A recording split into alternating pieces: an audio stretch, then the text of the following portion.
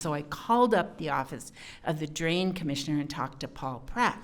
And not long after that, I got a call from Pat Lindeman, the Ingham County Drain Commissioner, and not long after that, Pat and I were tromping over the Montgomery Drain, talking about poetry and water and all this stuff, and that began a glorious, amazing adventure that has resulted in this project. I could not have done it without Patrick Lindeman, our Ingham County Drain Commissioner, whose visionary approach to stormwater management really appealed to me almost immediately. It focuses on working with nature to remove the pollution from stormwater before it reaches the Red Cedar River, the Grand River, and Lake Michigan.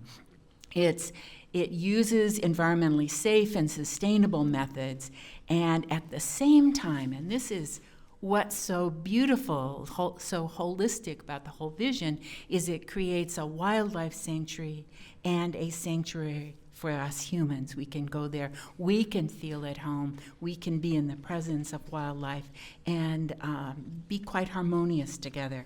So Pat's holistic and sustainable approach has received enormous recognition internationally, nationally, and from within the state of Michigan. He's been an incredible ally. I'd like to introduce Patrick Lindeman, our Drain Commissioner.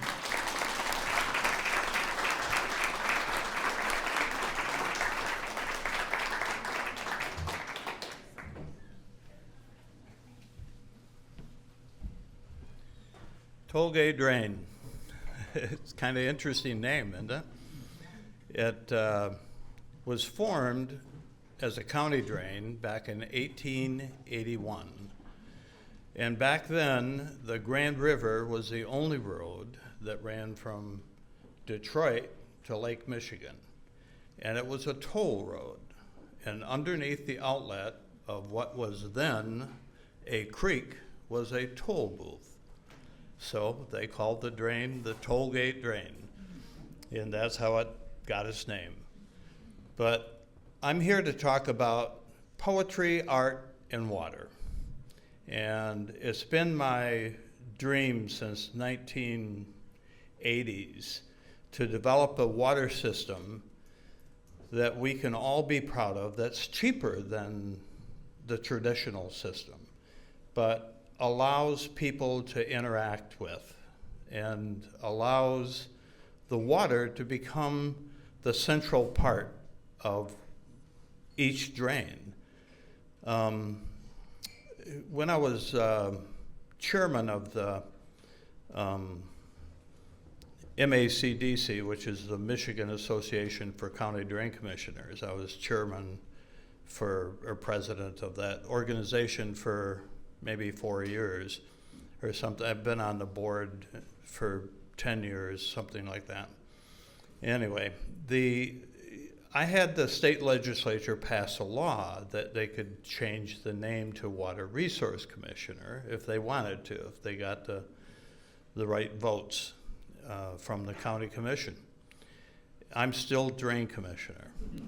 And the main reason is I have 1,000 yard signs and I refuse to have them changed. So I've stuck with the name Drain Commissioner. But actually, Lake Michigan is a drain. The Great Lakes drain to the ocean. We live on drains, and we live with water. What most people don't understand, I'm a fluvial physicist and stream morphologist and geomorphologist. That was my PhD study. And I'm also a cultural anthropologist, and I study human evolution. And one of the things I learned in anthropology is a tabletop on which you have a culture. And that culture exists, that tabletop exists with 4 legs. One of them is a place to put the water, the storm water. The other is a place to flush your toilet. The other is a consistent source of drinking water. The other is the 4th leg is a transportation. You can't have a society without all 4 of those infrastructures. So what I do kind of is I take care of today's culture, and we do it through water management. Now, my technique of water management is far different than that of my colleagues around the state, but it's so much cheaper and it's so much better. Art plays an important role in convincing the public that we have something to offer in our water. Water isn't just a waste product to be shoved down the river to the Great Lakes, full of pollution, full of all kinds of scummy stuff, whatever. We can do better, so we have to create our drains better. The odd part is, in creating these drains, it's like 1/3 to 20% cheaper than it is to do it normally, to do it the way the engineers tell you it has to be done. And we can do that. I have over 580 drains under my jurisdiction, and each one of them is handled similar to this, and they're all different. The Drain Code, Public Act 40, which is the law by which I live, that and 28 other parts of the state codified ordinances, I have to obey those laws. The Public Act 40 dictates that benefit derived is the argument that you make when you have to build a drain. Who benefits from that drainage? Who benefits the way we build a drain? We do. We're the main benefactors. The businesses, the Walmarts, it doesn't mean you can't have a Walmart, it just means they have to build it right. I'm not here to tell you that I'm a censorship person, politician, that can say bad things about businesses and whatever. I'm here to say that no matter what we want to build as a society, as long as you have those 4 legs under that tabletop, you can have a culture. Without that, you've got nothing. And so often, our townships, they pick park benches to donate their money to, or street lights, or library systems, or police officers, or whatever. All of that's important, but you wouldn't have any of it if you didn't take care of the 4 legs on the table. And what I've done is been recognized around the world as kind of unique, kind of historic. And all 580 some county drains we have in this county will be made accessible to the public via website. I have cameras on some of the toll gate drain, for example, has 2 cameras. You can go on the website and see who's walking the drain or whatever. I'll have a new camera up, and it'll frame in your iPhone so you can take a picture and upload that picture, and it'll give you the sense of the year that took, with all the pictures that are taken on that. It'll build each picture when it was taken, and it'll show the whole year of evolution. And I have a t-shirt that says, "The evolution of clean water." So we're going to save the world 1 drop at a time. And we're going to do it with art.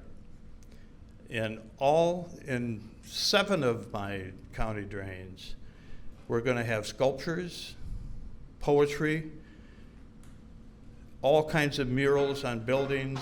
We're going to have all of that stuff. And it all is to educate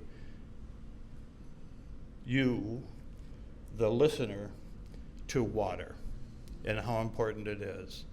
It's 3 of the 4 legs on that table. And I'm in charge of all of it. So, like it or not, you're going to do what I say when it comes to water. So, The toll gate is, I built that in 1998, I think, and I was told that I couldn't do it by my engineers in less than $28 million. And I can handle a 500-year storm event with that drain. 500-year storm and not put a drop of water in the river. Imagine that. I built that system for $6.3 million. The money that I spend to maintain it is around $35,000 a year. Now, if you take the $35,000 and divide it into the savings, I can maintain it for over 700 years and not pay a penny for what it would have cost if I'd have listened to the engineers. So I try to build all our drains that way. And it's my hope that the new poet laureate and with Rolaine's help, we can have poetry at each of the drains. That would be wonderful. And I think that would be extremely wonderful. Trust me when I tell you, I'm not stupid. I know what I'm doing. And most of what I know is I'm a scientist, I'm also a politician, I'm also an artist. I paint a lot of paintings. If you ever come over to my house, you would see my walls have, you can't even tell the color of the paint. There's so many paintings on the walls.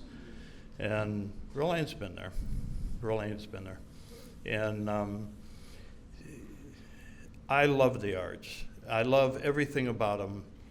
But I love most of all about it is art is a form of communication. I'm severely dyslexic. I can't read hardly at all. And I've made it all this far being dyslexic. I did it through art. And painting is a way of life for me, and poetry is a way of life for her. With all of this art, we should be able to teach people how to manage the water better. We can put a person on the moon, bring them back alive. You'd think that we could make a drop of water run downhill without causing a problem? Well, you would think so. But it's a struggle. Through art, we're going to make it happen.